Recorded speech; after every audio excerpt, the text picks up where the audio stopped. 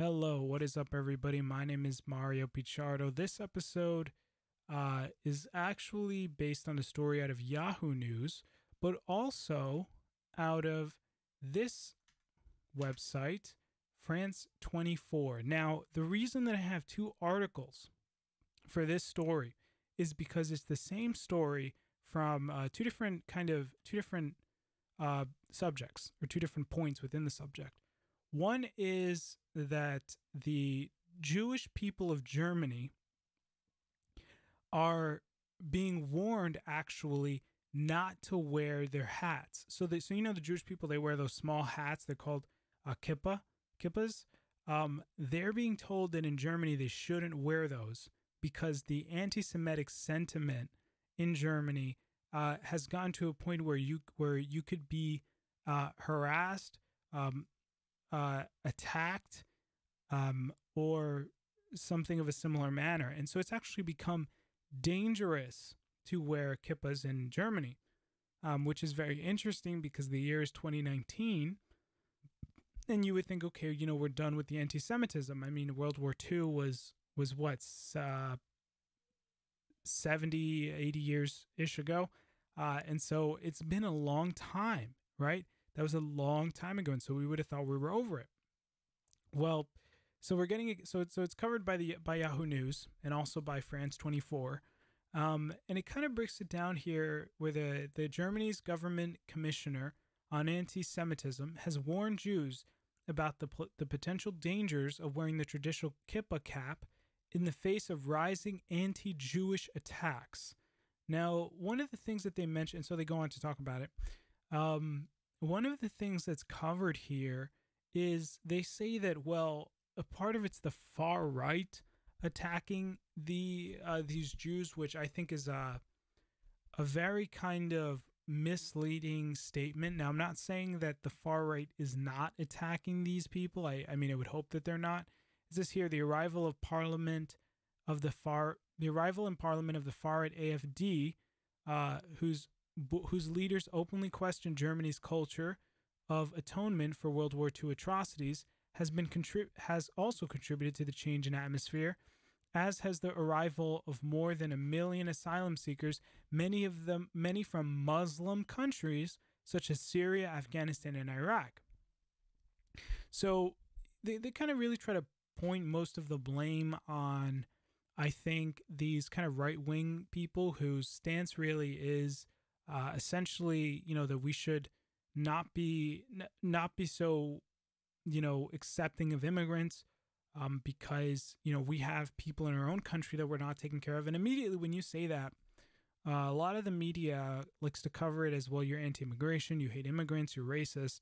And that's not the case. Again, I talked about this in a couple other videos because it just keeps coming up, where the media really keeps labeling people who disagree with the leftist dogma that anybody who wants to come into the country ought to be able to, whatever your country is, or whatever the state or plight or resources or lack thereof that your country has, regardless, you should always let them in.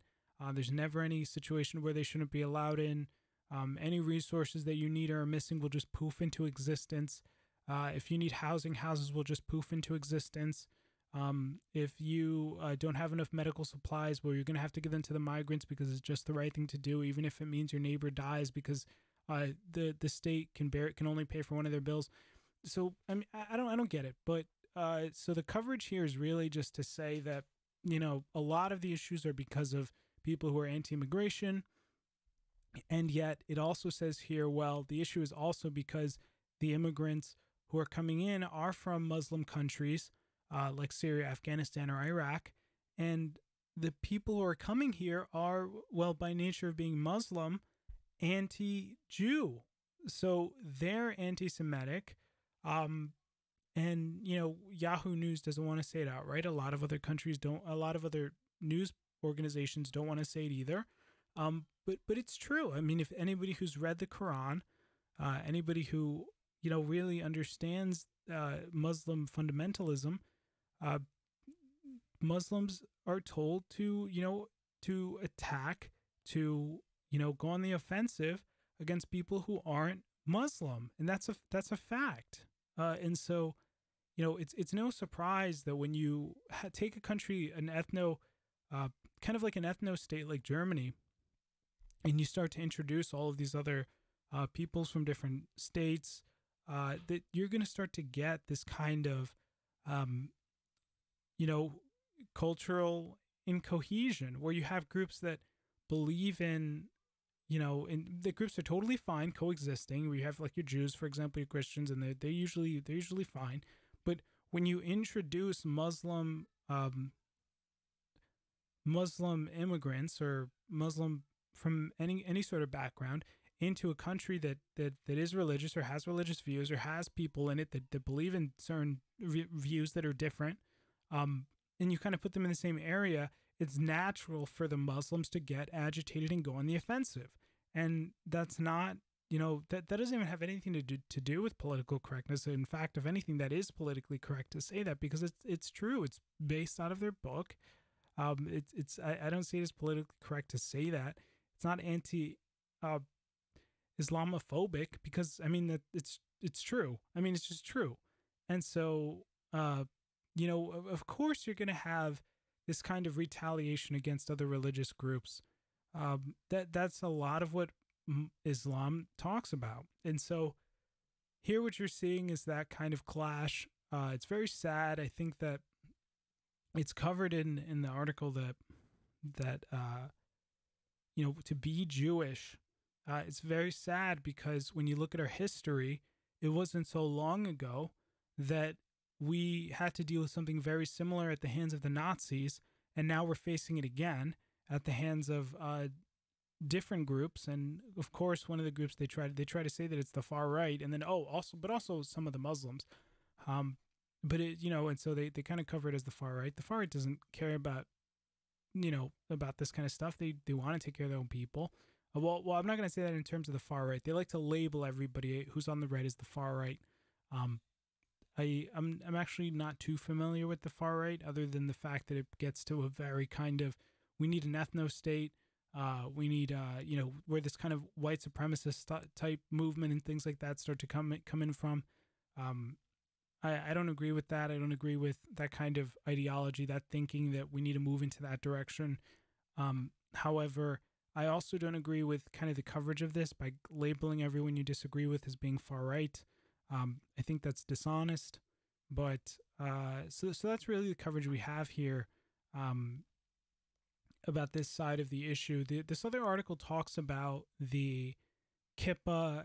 A newspaper actually put a kippah in the newspaper so that people who are not Jewish could actually cut them out and wear them as a sign of solidarity with the Jewish people.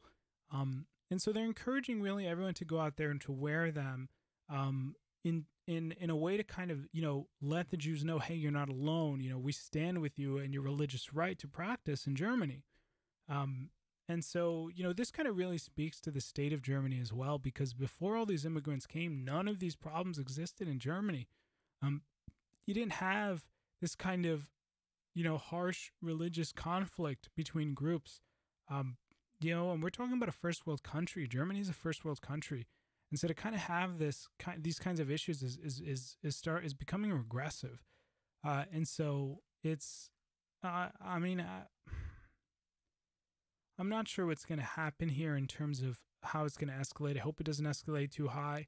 Lauren Southern did some reporting in Europe a little while ago now, where she was going through one of these areas, and she was actually looking for the no-go zones.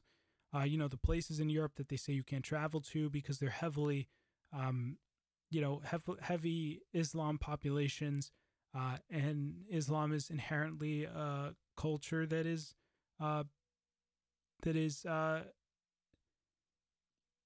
don't want to say intimidating, that is combative with other religions, with other groups that are non-Islamic by nature of their religion and by nature of their Quran. And so there were these no-go zones in Western countries. And so Lauren says, okay, well, let me go in and let me go investigate these and see some of these areas and kind of, do some reporting, because the government says these no-go zones don't exist. that there aren't places in Europe that you cannot travel to because of the heavy Islamic population that is actually where a lot of crime has gone through. I think even some mailmen have tried to travel through some of these areas, and they've started to refuse to go because when they go, they'd either get assaulted or their packages would be stolen and things like this.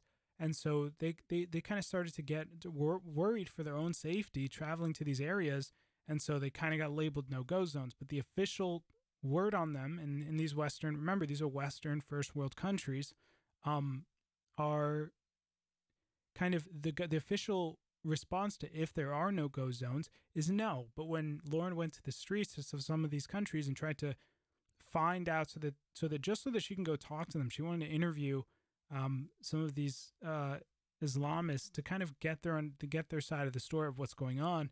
And a police officer approaches her and he essentially says, "Oh, no, you can't go there." And she says, "Why?" And he essentially tells her, "That's a no-go zone. If you go over there, you're going to cause issues with these Islamists. Don't go there. I will arrest you if you go." That's to the level that it goes to, and so it speaks to a lot of issues. And so for this article, kind of, it's not that it makes me mad. It's just kind of like you read it and you're like, okay, you got to stop with the propaganda. We know that it's not. And I'm not saying that, listen, that the right wing, or that there's not far right who would attack, who would be anti-Semitic, because certainly there are a lot. I think the far right actually has a lot of anti-Semitics, which is not good. I don't advocate for it. I actually think it's pretty bad. But you really have to recognize, listen, a lot of the Islam does not like, Islam is anti-Semitic. I mean, that's the fact. They are. And so it doesn't mean that everyone who practices Islam believes that, but what inherently in Islam, that's a big part of it, is anti-Semitic. They're anti-Christian, and that's just how it is. I mean, they were cheering when Notre Dame got burnt down. A lot of Islamic people were cheering. They didn't want it to be rebuilt. They didn't want to help or stand in solidarity with Christians. And of course not. It's not necessarily their fault. It's what they believe. It's what they've always believed. So, I mean, so yeah, so that's all we really have for this one, guys. If you guys like the video, be sure to hit the subscribe button, hit the like button, hit the bell icon so that you're notified next time we post a video that goes live. And be sure to kind of let me know what your thoughts are. Let me know what you think about this specific issue. Any kind of engagement tells YouTube, hey, we should spread this video more. It's got a good amount of engagement. So with that, guys, we'll see you in the next one. Take it easy.